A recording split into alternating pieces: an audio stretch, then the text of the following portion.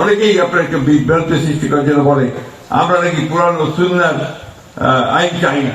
নাউজুবিল্লাহ, আমরা সবসময় কোরআন ও সুন্নাহর মধ্যেই আমরা থাকতে চাই। আমাদের বংশ সেটা, আমাদের রক্তের মধ্যে সেটা।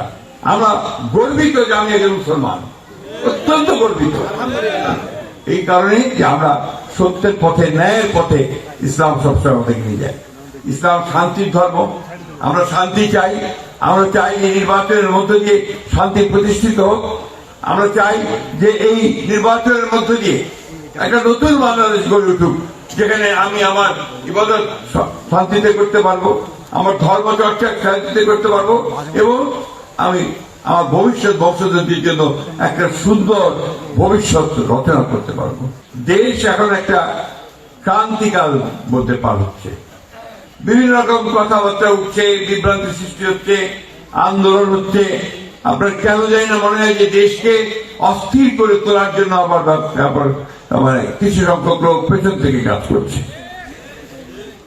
আমাদের এই সময় একটু সাবধান থাকতে হবে যে আমরা যেন আবার কোন অন্ধকার দিকে চলে না যাই।